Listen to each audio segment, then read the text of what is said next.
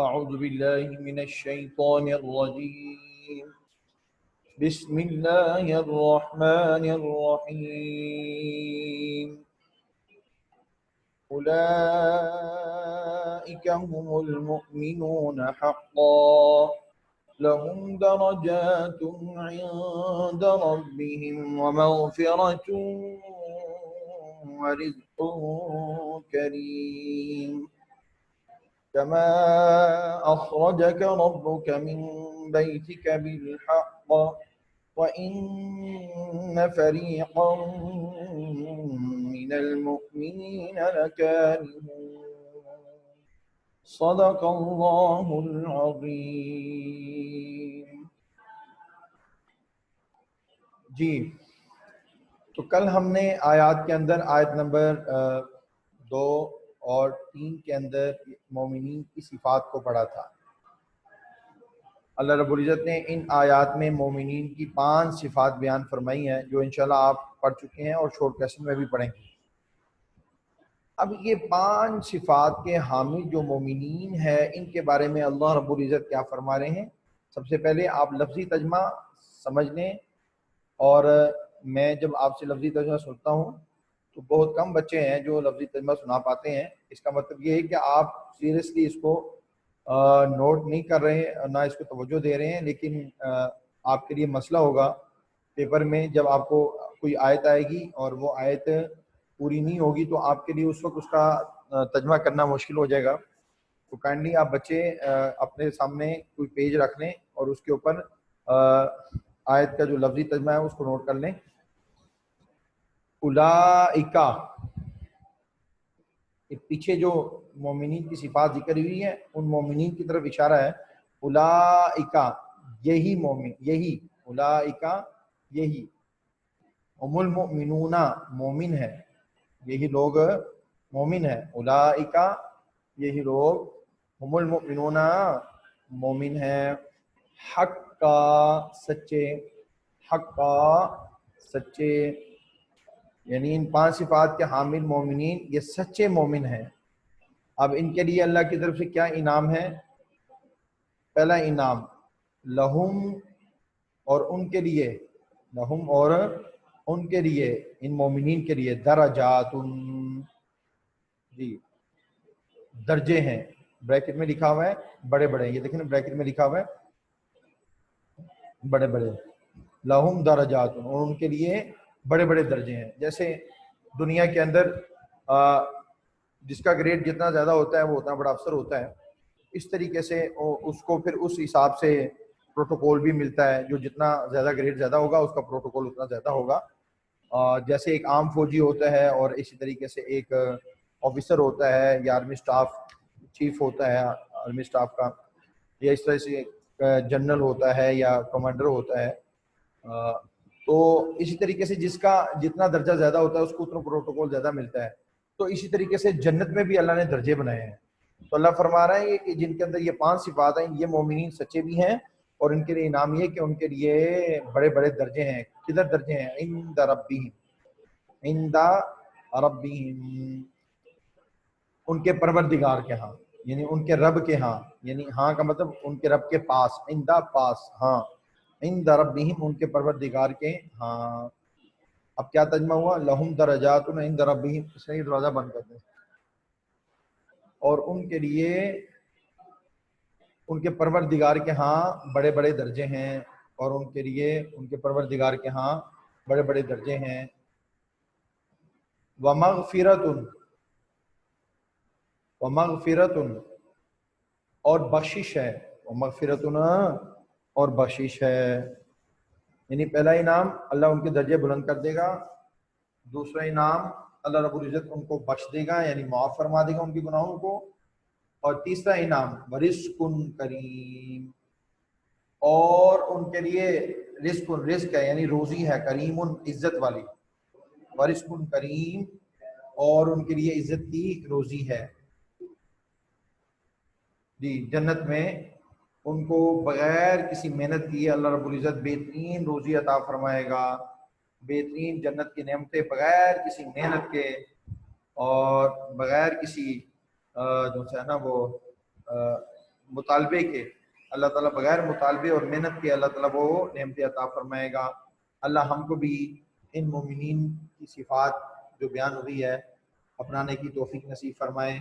اب میں بامحاورہ ترجمہ اس کا کر رہا ہوں، اولئک هم المؤمنون حقا، یہی سچے مومن ہیں، اولئک هم المؤمنون حقا، یہی سچے مومن ہیں، لہم درجات عند ربهم ومغفرۃ ورزق کریم، اور ان کے لیے ان کے پروردگار کے ہاں بڑے بڑے درجے اور بخشش اور عزت کی روزی ہے۔ جی اگلی آیت نمبر 5 کو سمجھنے سے، اس کا ترجمہ کرنے سے پہلے اس کا بیک گراؤنڈ اور پس منظر سمجھ لیں، تاکہ آپ کے لیے اس آیت کا ترجمہ سمجھنا آسان ہو جائے گا، اور آپ غور سے اور توجہ کے ساتھ سمجھیں گے تو انشاءاللہ آپ کو یہ ترجمہ مشکل نہیں لگے گا۔ جی میدان بدر میں جانے سے پہلے آپ صلی اللہ علیہ وسلم کو اللہ تعالیٰ نے بذریعہ وحی بتا دیا کہ 2 لشکر ہیں، ایک آگے اس کا ذکر آ رہا ہے احدی الطائفتین انہا لکم، آئے گا اگلی آیت نمبر 7 کے اندر اس کا ذکر آئے گا انشاءاللہ۔ ایک لشکر تھا ابو سفیان کا جو تجارتی قافلے کا لشکر تھا، میں نے بتایا کہ وہ شام سے آ رہا تھا، ملک شام سے آ رہا تھا۔ ملک شام ان کا تجارتی مرکز تھا، اور وہاں پر یہ جو ہے کفار مکہ وہاں پر تجارت کرنے جاتے تھے، تو وہ تجارت کر کے واپس آ رہا تھا، ان کے پاس بہت سارا مال تھا، اور اس لشکر کی تعداد بھی تھوڑی تھی، یعنی کہ 50 کے قریب محافظ تھے، یعنی اس لشکر کی حفاظت پر جو معمول لوگ تھے وہ 50 کی تعداد تھی ان کی کم و بیش۔ اور اسی طریقے سے جو ابو جہل کا لشکر تھا، جو ابو سفیان کی اطلاع دینے پر وہ چل پڑا تھا مکے سے، اور اس لشکر کی تعداد 1000 بتائی گئی ہے، اور وہ ہر قسم کے ان کے پاس اس دور کے لحاظ سے جدید قسم کا، اس دور کے لحاظ سے اسلحہ تھا، یعنی ہتھیار تھا، جس کو سامان جنگ اور آلات جنگ کہتے ہیں۔ اب یہ دونوں لشکروں سے آمنا سامنا ہو گیا۔ آمنے سامنے سے مراد یہ ہے کہ 2 لشکر آ گئے، مسلمان جس لشکر کے تعاقب میں نکلے تھے اس کے علاوہ ایک اور لشکر بھی آ گیا۔ اب نبی صلی اللہ علیہ وسلم نے صحابہ سے مشورہ لیا، تو اکثر کی رائے یہ تھی کہ جو لشکر جو ہے وہ تعداد میں کم ہے اس کا مقابلہ کیا جائے، کیونکہ مسلمانوں کی تعداد بھی کم تھی اور وسائل بھی نہیں تھے، اور سامان جنگ بھی ان کے پاس بہت کم تھے۔ لیکن اللہ اور اللہ کے رسول صلی اللہ علیہ وسلم یہ چاہتے تھے کہ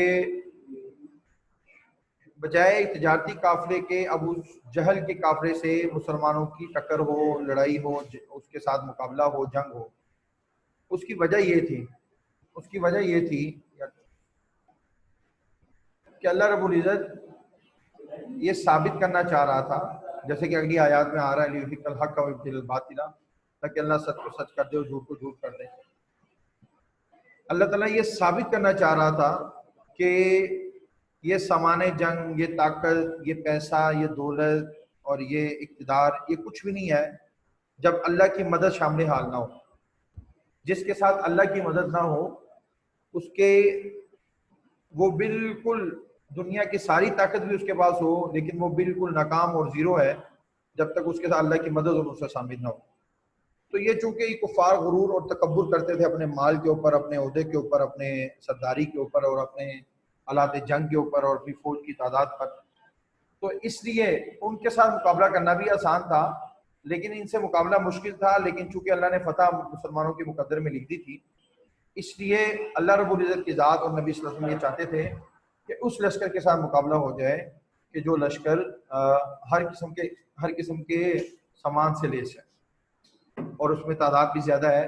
اور سب سے بڑی بات یہ ہے کہ اس لشکر کے اندر ایک ایسا شیطان قسم کا انسان تھا جس کو سارے لوگ جانتے ہیں، اور وہ شیطان قسم کا انسان ابو جہل تھا۔ وہ ابو جہل تھا، اور نبی صلی اللہ علیہ وسلم نے خود کرسی پہ بیٹھا ہے، نبی صلی اللہ علیہ وسلم نے ابو جہل کے بارے میں فرمایا تھا کہ ایک موسیٰ کے زمانے کا فرعون اور ایک میرے زمانے کا فرعون ابو جہل ہے۔ کہ فرمایا کہ یہ میرے زمانے کا فرعون موسیٰ کے زمانے کے فرعون سے زیادہ خطرناک ہے. تو وہ اس لشکر کی سربراہی کر رہا تھا. اور اسی طریقے سے جب غزوہ بدر ہوا تو اللہ رب العزت نے اس کو بری طرح سے دو بچوں کے ہاتھوں، دو بھائی تھے معاذ اور معوذ، آگے انشاءاللہ ہم پڑھیں گے، ان کے ہاتھوں ذلت ناک موت ہوئی اور وہ جہنم واصل ہوا. اور وہ مرنے سے پہلے یہ روتا ہوا افسوس کرتا ہوا گیا کہ زندگی میں نے پہلوانوں کی طرح گزاری اور دو بچوں کے ہاتھوں میں مارا گیا. ٹھیک ہے.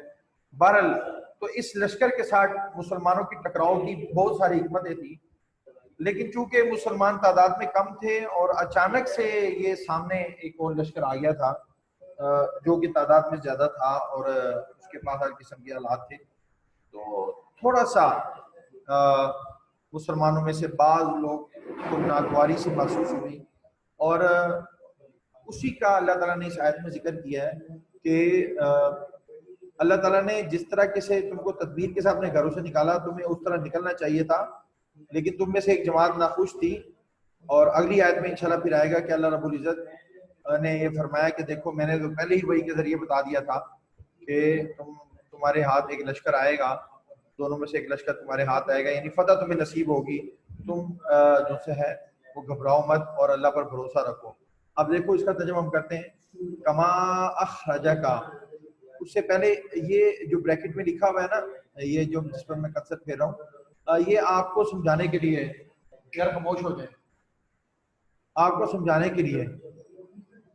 اگر یہ آپ کر لیتے ہیں تو آپ کے لیے آسانی ہے. اور ان لوگوں کو اپنے گھروں سے اسی طرح نکلنا چاہیے تھا. یہ ترجمہ ایکسٹرا ہے بریکٹ کے اندر اس لیے ہے، یہ آپ کو سمجھانے کے لیے ہے. اور ان لوگوں کو اپنے گھروں سے اسی طرح نکلنا چاہیے تھا. کما اخرجک، جس طرح نکالا تم کو، کما جس طرح اخرجک تم کو نکالا، ربک تمہارے پروردگار نے، ربک تمہارے پروردگار نے، تمہارے رب نے، کما اخرجک جس طرح نکالا تم کو تمہارے رب نے، تمہارے پروردگار نے، من بیتک اپنے گھر سے، بالحق کی تدبیر کے ساتھ، بالحق کی تدبیر کے ساتھ. کیونکہ مسلمان تو تجارتی قافلے پر جو کہ 50 کے قریب ان کی تعداد تھی معاوضوں کی، اس پر حملہ کرنے نکلے تھے، لیکن اللہ رب العزت کچھ اور چاہتا تھا. اور وہ اللہ یہ چاہتا تھا کہ مسلمانوں کا مقابلہ ایک بڑے لشکر سے ہو جن کی تعداد مسلمانوں کی لشکر کی تعداد سے 3 گنا زیادہ تھی. اور اللہ رب العزت کی تدبیر کا کہ آگے کسی کی بھی تدبیر نہیں چلتی، ساروں کی تدبیر فیل ہو جاتی ہے، کیونکہ واللہ خیر الماکرین. اس صورت میں اللہ نے آگے فرمایا کہ اللہ بہترین تدبیر کرنے والا ہے. کما اخرجک ربک من بیتک بالحق، جس طرح تمہارے پروردگار نے تم کو تدبیر کے ساتھ اپنے گھر سے نکالا، ان لوگوں کو بھی اپنے گھروں سے اسی طرح نکلنا چاہیے تھا. آگے چلیے. وَإِنَّ، اور بے شک، وَإِنَّ اور بے شک، فریقاً، وَإِنَّ اور بے شک، فریقاً ایک جماعت، فریق کہتے ہیں گروہ کو، جماعت کو. ایک جماعت بھی لکھ سکتے ہو، ایک گروہ بھی لکھ سکتے ہو، ایک فریق بھی لکھ سکتے ہو. وَإِنَّ فَرِيقًا اور بے شک ایک جماعت، من المؤمنین مومنوں کی، من المؤمنین مومنوں کی، من المؤمنین مومنوں کی. بریکٹ میں کیا لکھا ہوا ہے؟ اس وقت. بریکٹ میں کیا لکھا ہوا ہے؟ اس وقت، یعنی جس وقت ان کا آمنا سامنا ایک بڑے لشکر سے ہوا، ابو جہل کے لشکر سے، اس وقت مومنوں کی ایک جماعت لکارہون ناخوش تھی، لکارہون ناخوش تھی. وجہ میں نے آپ کو بتا دی، وہ اس لیے کہ مسلمانوں کا ارادہ اتنے بڑے لشکر سے ٹکر کا نہیں تھا، اس لیے وہ اس تیاری کے ساتھ نہیں آئے تھے. لیکن چونکہ ان کا اللہ تعالیٰ کی ذات جو ہے وہ یہ چاہتی تھی کہ ان کا مقابلہ انہی سے ہو، اس وقت تھوڑی سی ناگواری، تھوڑی سی ناخوشی ہوئی ان کو. لیکن اللہ رب العزت نے جب مسلمانوں نے صبر ثابت قدمی سے ان کا مقابلہ کیا اور نبی صلی اللہ علیہ وسلم کی اطاعت و فرمانبرداری کی، تو اللہ تعالیٰ نے بہترین فتح نصیب فرمائی. اگلی آیات میں جا کر ہم پڑھیں گے، جس کے بارے میں اللہ تعالیٰ نے اس دن کو یوم الفرقان کا دن کہا، کہ فیصلے کا دن. آج میں نے فیصلہ کر دیا، کیونکہ ابو جہل کے بارے میں آتا ہے کہ جب چلا تھا تو اس نے بیت اللہ شریف کا غلاف پکڑ کر اس نے کہا تھا کہ ہم میں سے جو حق پہ رہا ہے اس کو کامیاب کرتے ہیں. یعنی کہ وہ باوجود اس کے کہ وہ کفر و شرک پر اتنا پختہ ہو گیا تھا کہ وہ اپنے اباء و اجداد کے دین کو اور اپنے آپ کو حق پر سمجھتا تھا، لیکن اللہ رب العزت نے اس کا غرور خاک میں ملا دیا اور 70 سمیت ابو جہل کے سردار غزوہ بدر میں جہنم حاصل ہوئے۔ تو یقیناً آپ کو یہ سمجھ آ گیا ہوگا۔ ترجمہ میں دوبارہ پھر ایک دفعہ اس کا جو لفظی ترجمہ ہے وہ کر دیتا ہوں، بلکہ آپ میں سے کوئی ایک بچہ جس کو صحیح طریقے سے اردو کی ریڈنگ آتی ہے وہ اولئک هم المؤمنون حقا، یعنی آیت نمبر 4 اور 5 کا جو نیچے ترجمہ لکھا ہوا ہے وہ کر لیں، اس کے لیے ہینڈ ریز کر لیں، جلدی سے ہینڈ ریز کر لیں